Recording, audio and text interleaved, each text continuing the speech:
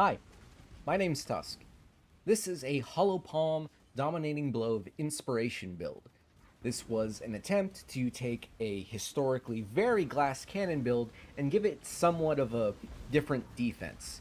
I also kind of found information about how this build would be built online, so I'm not going to take credit for making the build, but I'm more so just showcasing the way I did it. So, Hollow Palm is one of my favorite builds. I love the idea of actually just beating people up with your bare fists. And besides the gimmick, as I've said, it's usually a glass cannon kind of build because of the way you're stacking a lot of decks and the amount of restraint you have on a lot of your gear. You end up requiring to just give up a couple more defensive pieces to really squeeze out that extra DPS. Specifically, when it comes uh, to the body armor.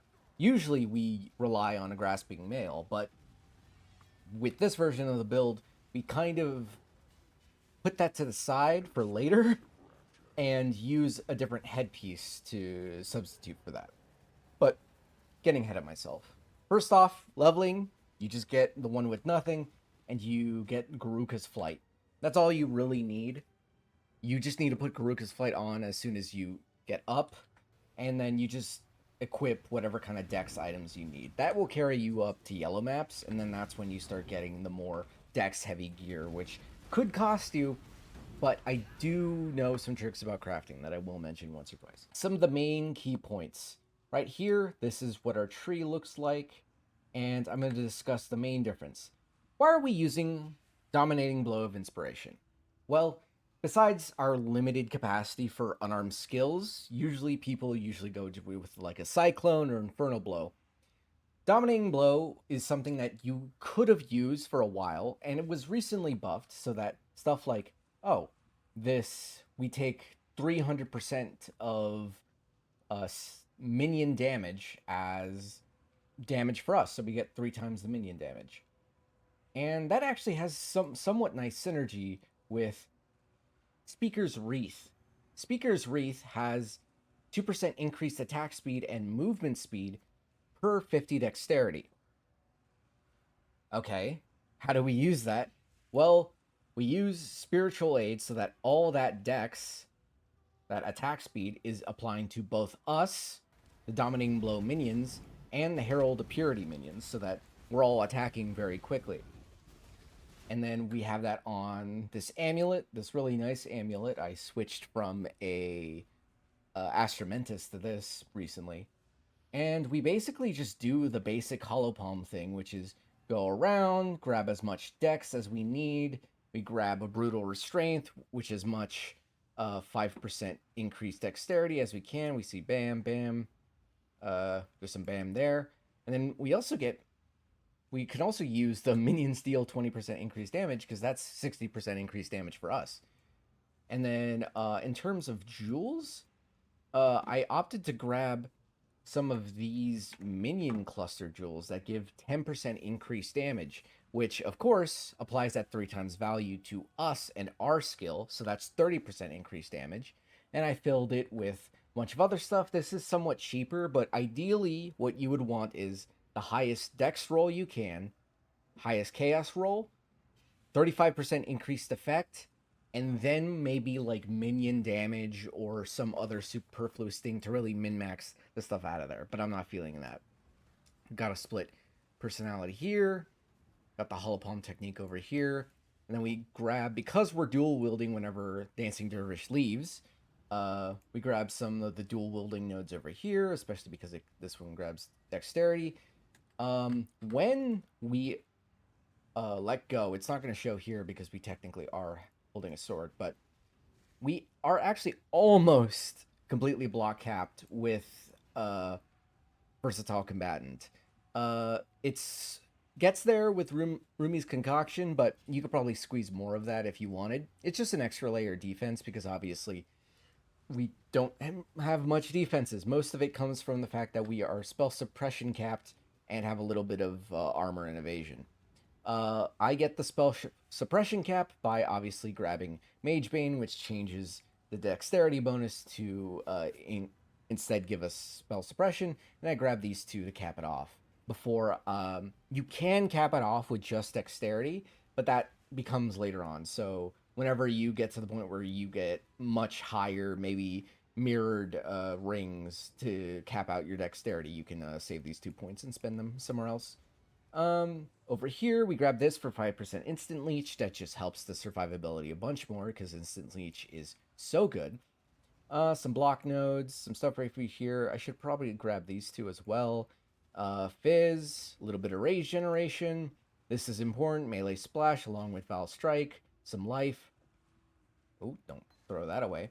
And then over here, I opted to grab a unnatural instinct right here so that we both get some resistances because, of course, we're stacking dexterity. We're very pressured in terms of gear, so we grab that. And it also comes with, some bonuses, some physical damage, a little bit dexterity movement speed, and these. So I get about 9% increased block chance from these small nodes, which is actually very nice. Some extra stuff. This is here mostly for one, the dexterity, two, the minions have a chance to taunt. Because we have so much increased minion attack speed, they are going to be taunting, and that is a layer of defense that's not very used in a lot of builds, which is just aggro deference. You're deferring your aggro to the other many minions that you're just spawning out of nowhere. And as you'll see, especially in the POB, the damage of the minions, non existent. Doesn't matter. We're hitting like 5 million DPS at this point. And then everything else for Hollow Palm is pretty standard. I got Fortify in here for extra layer of defense. I have Endurance Charge because we're a Slayer, and Endurance Charges are worth it. From what I've seen, replacing this with Brutality squeezes a little more DPS out, but for general mapping and just having comfort so that you're not dying, you might as well grab this. If you just want to squeeze out as much DPS as possible, I'd switch this out for a Brutality and switch this for one of these two. This stuff, Dex, resistances, these rings do need to be upgraded soon. These are some of the cheaper ones. But you ideally want to, get chaos resistance because that is one of the things I am lacking currently. And then the belt and the amulet. Usually with Hollow Palm builds, these are the most expensive things. And, that kind of still applies. So the way I'd recommend getting this is I would find a cheap version of it. I wouldn't buy like perfectly rolled. I would buy specifically a 15% increased dexterity without any attribute modifier on it. Those are always much cheaper than the people who have put the attribute modifier on it. Because when it gets to 18, they can upsell a bunch. Then I would grab one of the essences that gives you a guaranteed dex roll, and I just roll for life and maybe chaos. Eventually, you probably want to switch over to the chaos essence to get chaos resistance on this, but if you're just trying to squeeze out some damage very early on, like I was, you just grab the dex node.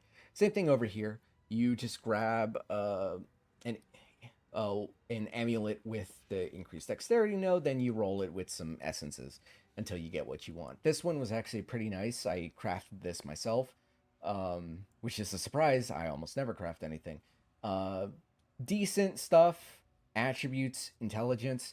The point specifically with the amulet is you want to fill the requirements for strength and intelligence that would normally be filled by the Astramentus, while also keeping the, increased dexterity that you got here. And then, of course, the spiritual command. Spiritual command should come later, and honestly, you shouldn't get a speaker's wreath and equip it until you have a spiritual command, because the increased minion damage only does so much without this applying to you as well, and that's a massive boost. I believe it's like 20% of our damage currently comes from that anointed node, and that about covers everything here. In terms of my opinion of how this build functions, I like it a lot. Uh, I love using Dancing Dervish because, it's a little annoying to have to ramp up the Cyclone and hit people to do it, but once you get the hang of it, it's just fun to see them, and it gives you Rampage and Onslaught, which is very nice. You end up attacking so quickly. But that's about it. If you have any questions about Holopalm, I'd love to talk about it. This is like one of my favorite builds, and it's the only reason why I'm playing the PoE 1 League currently. So, thanks for watching.